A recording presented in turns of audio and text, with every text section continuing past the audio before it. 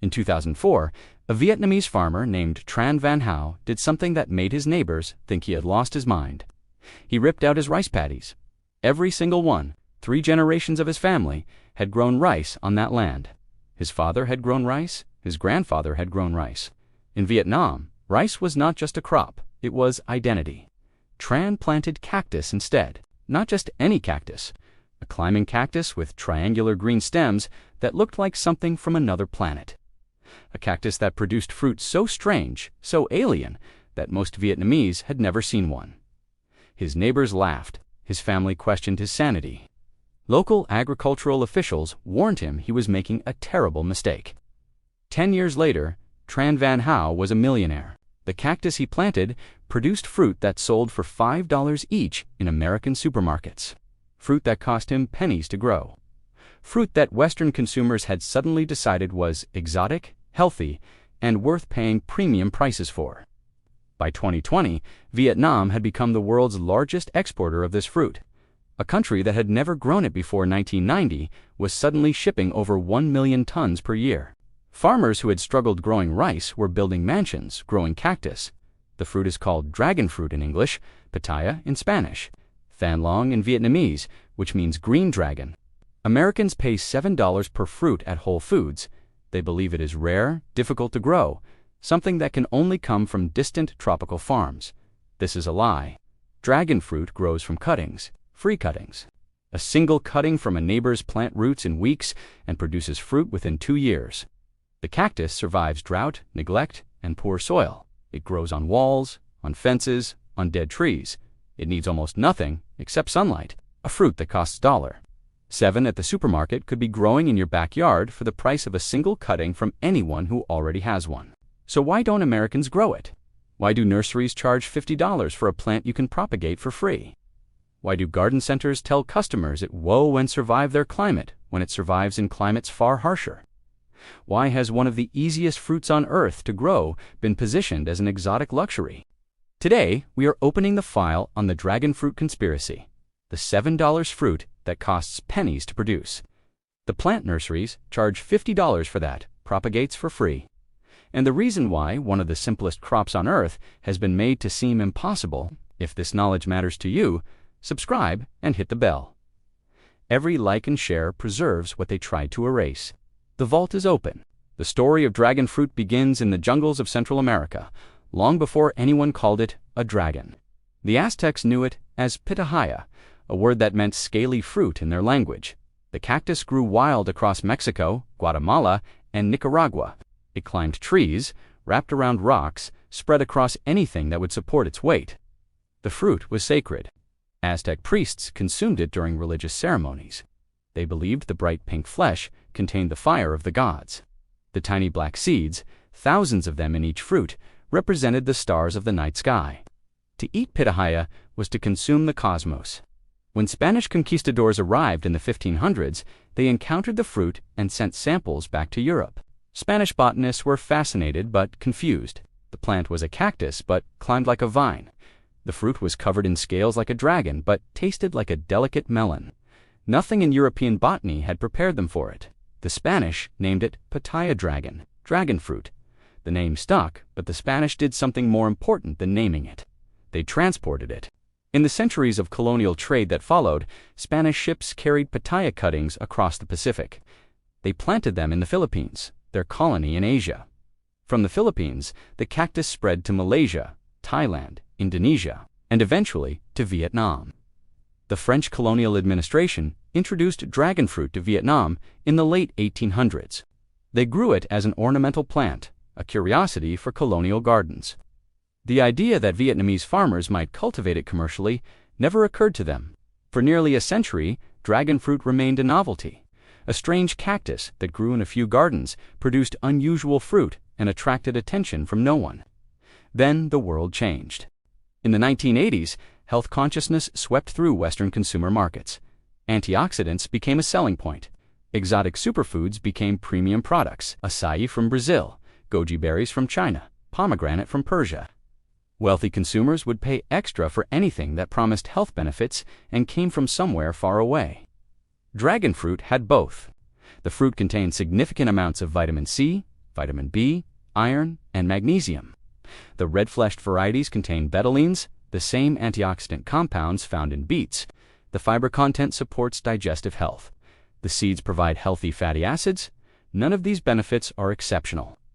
A common apple provides comparable nutrition at a fraction of the price. But apples are not exotic. Apples do not come from Vietnam. Apples do not look like something from a fantasy novel. Dragon fruit looked like money. And Tran Van Hao saw it before anyone else in his village. He had visited Thailand in 2003. He had seen Thai farmers growing dragon fruit and selling it to European exporters. He had watched crates of pink fruit loaded onto cargo ships bound for supermarkets that would sell each piece for more than a Thai farmer earned in a day. He came home and ripped out his rice. The first 2 years were difficult. Dragon fruit cactus produces nothing in its first year. By the second year, his plants were flowering. By the third year, he harvested his first commercial crop. He sold it to an exporter for 10 times what rice would have earned. His neighbors stopped laughing. They started asking questions. Within 5 years, the entire district had converted to dragon fruit.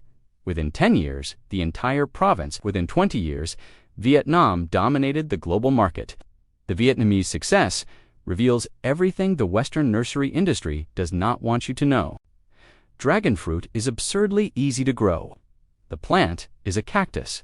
It evolved in harsh conditions where water is scarce and soil is poor. It does not need the constant irrigation that kills most tropical crops in dry spells. It does not need the rich soil that farmers spend fortunes creating.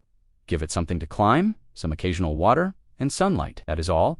The climbing structure can be a wooden post, a concrete pillar, a chain-link fence, a dead tree. Vietnamese farmers build simple trellises from concrete and wire that cost almost nothing. The cactus wraps around whatever you provide. It roots from cuttings in 2 to 3 weeks, not seeds, cuttings. Take a segment from an existing plant, let the cut end dry for a few days, stick it in soil. Within a month, roots emerge. Within a year, the cutting is a producing plant. This is why the nursery industry hates dragon fruit. A $50 plant becomes free the moment someone gives you a cutting. And cuttings are everywhere once a community starts growing. In Vietnam, farmers share cuttings like Americans share tomato seedlings. Neighbors help neighbors establish new fields. No one buys plants from nurseries because everyone has access to unlimited free propagation material. The Vietnamese government estimated in 2019 that less than 1% of dragon fruit cultivation in the country came from purchased nursery stock. 99% came from shared cuttings. Imagine if American gardeners operated the same way. Imagine if every backyard with a dragon fruit plant produced dozens of cuttings each year. Imagine if neighbors simply gave them away. Imagine if the $50 nursery plants became worthless because anyone could get the same thing for free. The nursery industry does not have to imagine. They understand the threat perfectly. This is why dragon fruit is surrounded by myths in American gardening culture. Myth number 1, dragon fruit requires tropical temperatures and cannot survive outside South Florida. This is false. Dragon fruit survives temperatures down to 32 degrees Fahrenheit. Brief freezes cause minor damage that the plant recovers from. Extended freezes below 28 degrees can kill it, but this eliminates only the coldest parts of the continental United States. Dragon fruit grows successfully in Southern California, Arizona, Texas, Louisiana, and the entire Gulf Coast. It grows in Hawaii. It grows in protected microclimates, as far north as the San Francisco Bay Area. Vietnamese farmers grow dragon fruit in provinces that experience winter temperatures Americans would consider cold. They protect the plants with simple covers during brief cold snaps. The myth that dragon fruit requires tropical conditions persists because it benefits the people who sell tropical fruits imported from far away. Myth number 2, dragon fruit requires years to produce and is not worth growing for home gardeners. This is false. A dragon fruit cutting can produce fruit in 18 to 24 months. A well-established plant produces for 20 to 30 years. The production window is shorter than apple trees, citrus trees, or most fruit-bearing plants that Americans grow without complaint. A single mature plant can produce 50 to 100 fruits per year. At $7 per fruit retail, that represents $350 to $700 worth of production from a plant that costs nothing if grown from a cutting. The myth that dragon fruit takes too long persists because nurseries want you to buy mature plants at premium prices rather than grow your own from free cuttings. Myth number 3. Dragon fruit requires pollination by bats or tropical moths and will not fruit in American conditions. This is partially true, but mostly misleading. Some dragon fruit varieties are self-fertile.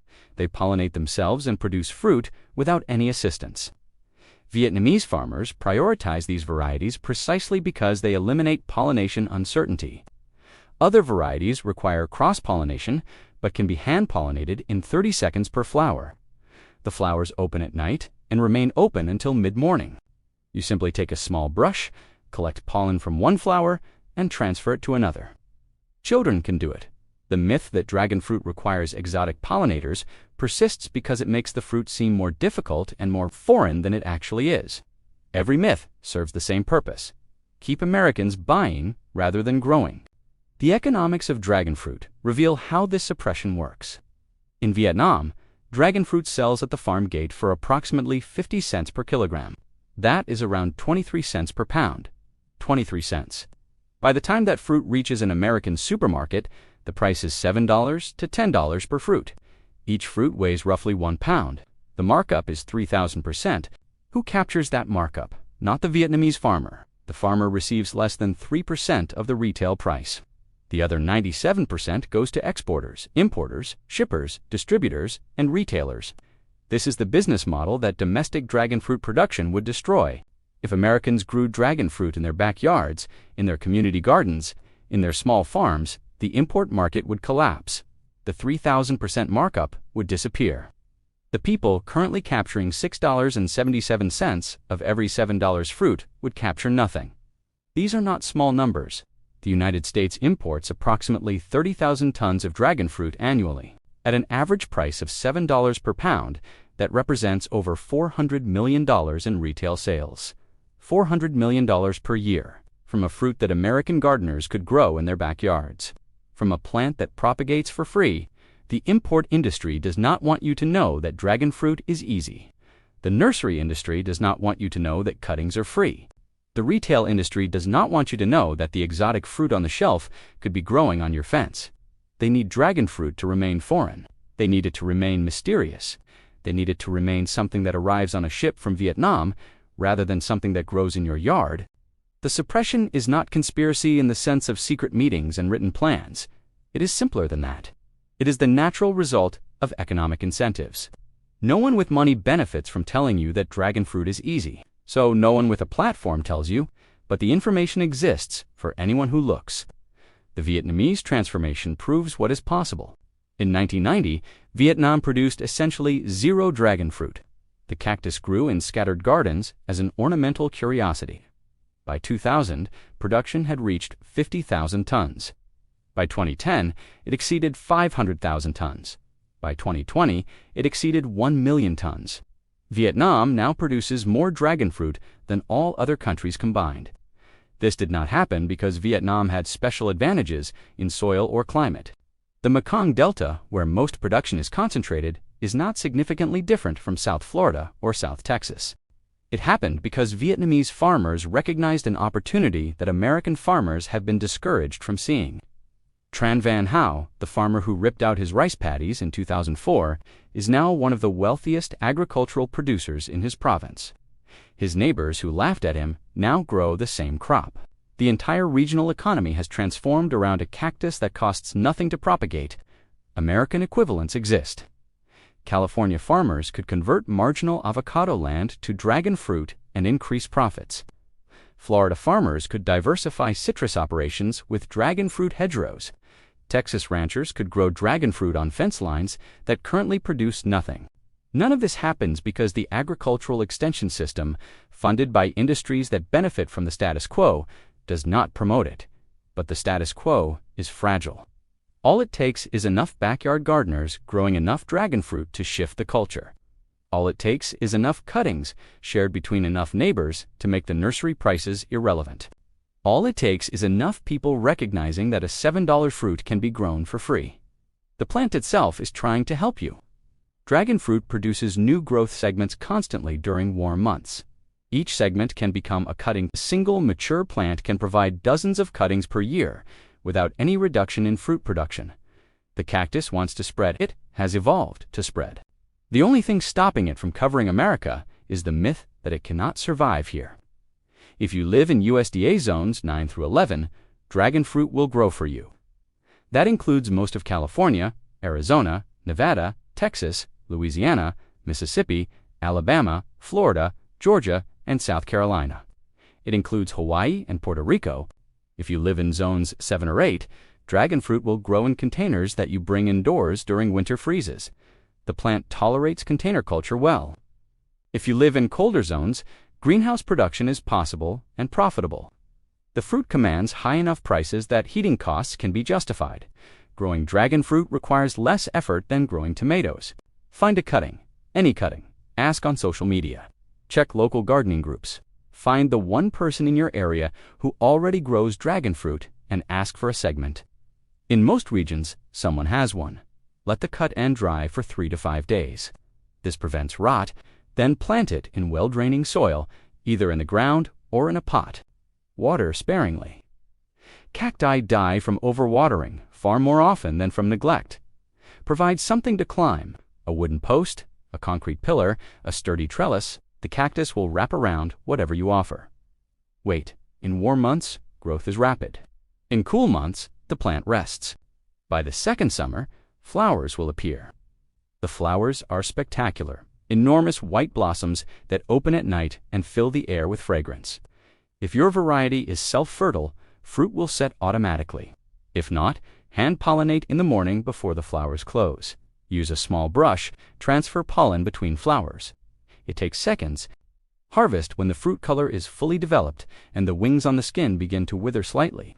Cut the fruit from the plant, eat it immediately, or refrigerate for up to 2 weeks. You have just produced something that costs $7 at Whole Foods. You have just bypassed a 3,000% markup. You have just done what the import industry prays you never do. And if you share cuttings with your neighbors, you have started the process of making dragon fruit as common in America as it is in Vietnam. The fruit that Western consumers think of as exotic was common food in Central America for thousands of years. The Aztecs ate it. The Maya ate it. It was no more exotic to them than apples are to us. Colonialism ripped dragon fruit from its homeland and scattered it across Asia. Now capitalism keeps it artificially scarce in the country that could most easily grow it. The cycle can break. It breaks one cutting at a time, one backyard at a time, one gardener at a time, recognizing that the expensive exotic fruit is actually a cactus that grows on fences.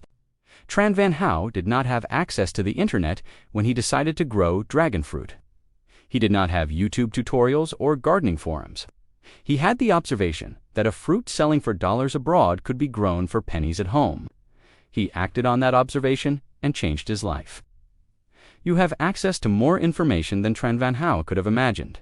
You have the ability to find cuttings, research varieties, connect with other growers, and troubleshoot problems.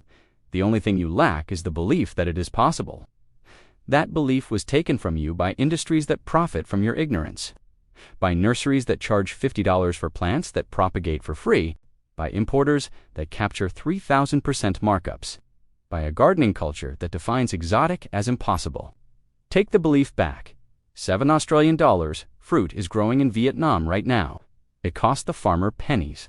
It will travel thousands of miles on ships and trucks to reach an American supermarket. You will pay 3,000% more than it is worth. Or you could grow it yourself. The dragon has always been waiting to come home. If this vault opens something for you, subscribe and hit the bell.